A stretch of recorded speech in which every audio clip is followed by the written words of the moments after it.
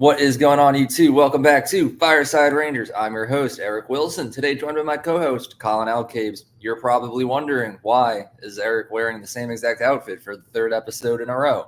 Well, right about now, when this episode comes out, I'm probably miles deep into the Grand Canyon right now, so we're grinding in advance. So I need to put that out there so no one thinks that I've just worn the same outfit for like a week straight. But today, we are going to be discussing three realistic options the Rangers have to possibly sign to play first line right wing. We've talked about Brady Tkachuk. We've talked about Martin Necas, a couple other players that might be a little hard to get just by price point and all that good stuff. But these three guys that we're going to talk about today, I think the chances of the Rangers actually making a push to sign them probably a lot higher. So we're going to get right into that. But before we do, make sure you guys like, subscribe, ring that bell so you don't miss a notification.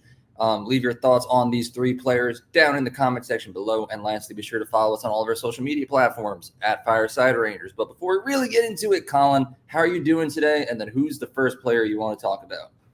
I'm good. Excited to be talking Rangers. Always fun when we're talking about free agents. A lot of possibilities, a lot of question marks about who's going to fill that spot.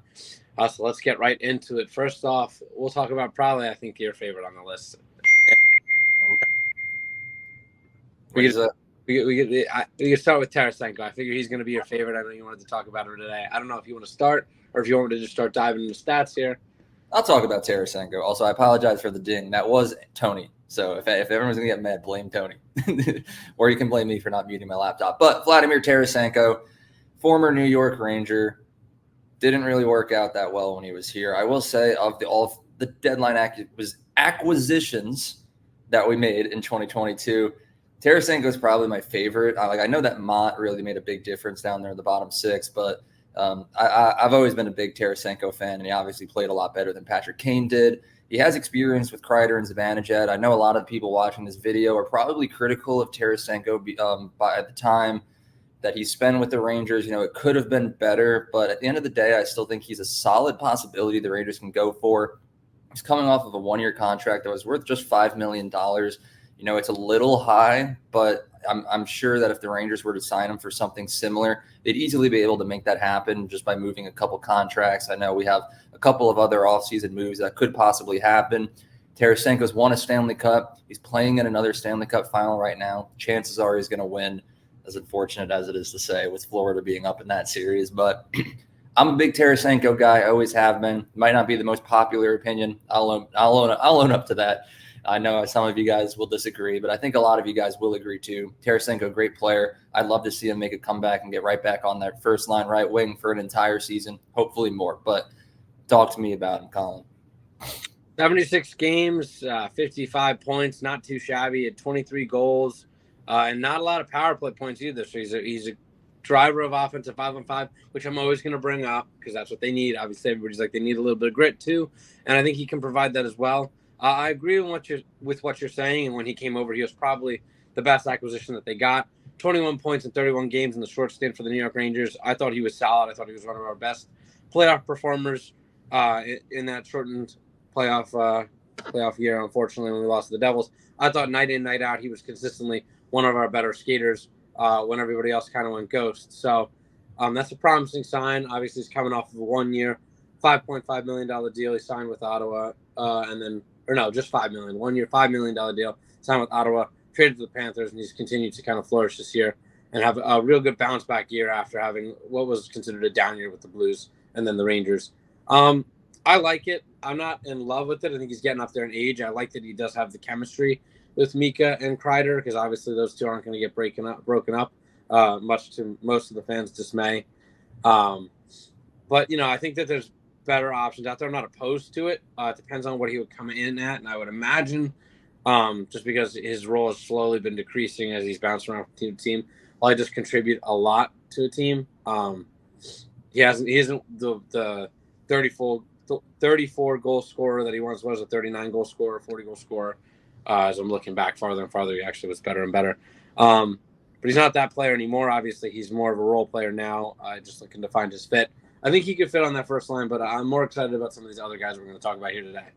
Yeah, I understand that. I also just want to correct myself. I just realized before I said 2022. It was 2023 last year. Just last season feels so long ago, and I like to try to forget about last season. So It's more fresh. But before we move on, the last thing I will say is we talk about these being realistic options. The only reason I think it might be a little hard to get Tarasenko is after his contract expired with the Rangers last year, he had the opportunity to re-sign and stay with us, and he chose to go elsewhere. So maybe he doesn't want to come back, but who knows how he feels. It's been a year, and maybe if the Rangers offer him the right contract, they could make it work. But we'll see what happens moving forward. But let's get right into that next player I want to talk about. It's a name that I've seen a lot of you guys watch and comment on a couple of our videos. Tyler Bertuzzi. He's a, you know what, Colin, I'm going to let you start this one off. Bertuzzi signed to a 1-year, $5.5 million deal with the Toronto Maple Leafs after a playoff run. He was with the Red Wings, got traded to the Bruins. He's bounced around a little bit. He loves original six teams, as you can tell. So why not add another to the list with the New York Rangers? 43 points last year with the Maple Leafs in 80 games. Definitely a solid player. Everybody talks about how we need a little bit of grit and sandpaper on that first line. And, I think he provides that. I think that he's definitely a little bit of a bruiser. He's not afraid to back down from a fight. He'll get under players' skins while also still providing that offensive punch. It was just 2 seasons ago he recorded 62 points. He had 30 goals, 32 assists. Then he had an injury, so that limited him. With the Red Wings, he had 14 and 29. Then when he was traded to the Bruins, 16 and 21. I know there's a lot of numbers I'm throwing at you here, but he's solid. He's not a bad player. Obviously not the year he would have loved to have had with the Maple Leafs, but he's, again, not playing in top-line minutes like he was with the Red Wings when he was putting up those numbers, just because the Maple Leafs have so many guys, including their core four, so it's hard to kind of allocate the minutes and dole them out properly, especially with the talents that we have. I'm not sure exactly how old he is, but he doesn't have that many seasons played. Let's see. He's 29. So he's still right in his prime. I know a lot of people, including Tony, want to get a guy who's maybe younger, fits the future while also still contributing now. But if you're looking for a guy who's going to help you win right now, I think Toffoli is that guy. I think he's just a solid addition. He'll probably come in a little bit cheaper just because he had what would be considered in most a down year. So it was something around the same. I know he said it was a 1-year 5.5. So I could see him coming in around like 4.75 maybe. Not like a crazy decrease, but definitely an affordable option and a name I wouldn't mind seeing in the blue shirts, because I think he could provide both the scoring punch and the grit that we were talking about a little bit earlier. Yeah, having a player that can grind and play the difficult hockey like that, especially with guys like Kreider and Zibanejad who mainly focus on just shooting the puck and deflecting goals, I think it would be a welcome addition. We talk about Tarasenko, and I'm most attracted to that one because of just the fact that he can also produce points as well. But when you talk about a role player who could perfectly fit in on that line, I do think that Bertuzzi matches that pretty well. Obviously, the price point is attractive as well.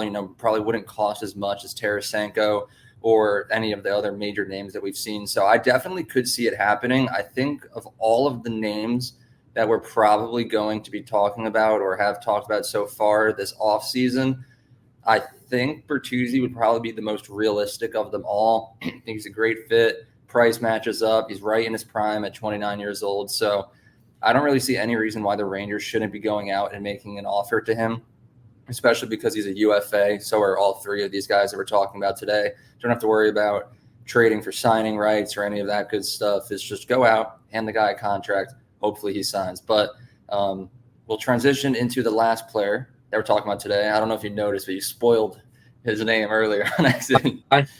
You said it instead of Bertuzzi before. But Toffoli. He's an older guy. He's 32, but as we were talking about before we hit record today, he's still playing some very, very good hockey for someone who's, I don't even want to say nearing the end of his career. He's probably got another good 5 or 6 years left in him.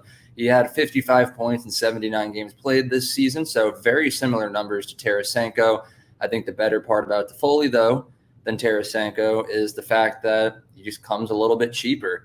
He's coming off of a 4-year contract that was worth just 4.25. So if we're looking at a guy who we only want to sign for 2 or 3 years, you can lower that average annual value even lower. So I think just from a numbers standpoint, I see why there's a lot of Rangers fans that want to sign Toffoli to a new contract. Again, the only thing that does get me is the age, because I agree that I want to find someone who's like in his prime and ready to win now. But Tony does make a good point when he says that going younger also has a lot of benefits to it. So signing a 32-year-old to a multi-year contract, I'm not sure how I feel, but the cheap contract price and the fact that he's still producing 55 points in a year at his age, that does make it nice to see. But how are you feeling about Toffoli?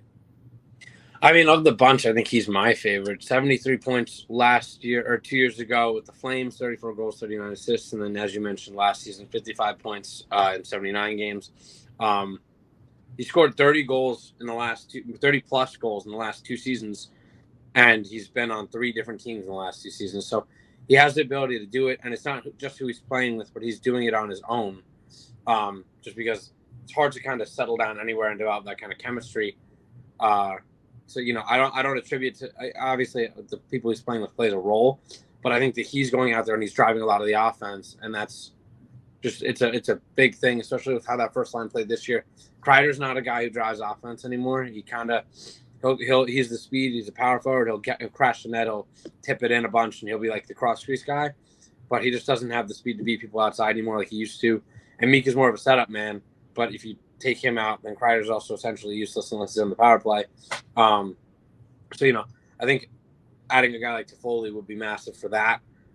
Again, I'm looking at the power play points just because, if anything has taught me, just because, you had a good statistical year, just because that appears to be. If you had a bunch of power play points, it doesn't really mean anything because we can't live and die by the power play. We've seen that year after year after year. That's kind of the Rangers' kryptonite right now is no 5-on-5 offense. Of the 55 points he had, 18 were on the power play. So not too bad, not great. It's nearly half.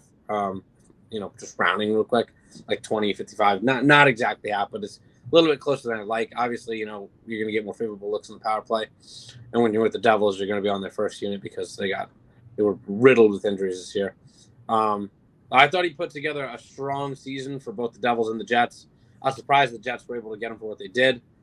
And I think that he's going to come, just because he is a little bit older, he's going to look for term, which is definitely going to be a problem. I don't necessarily love the idea of handing this guy a lengthy contract just because he's 32. The most I do is like a 3x4, a 4x4 maybe.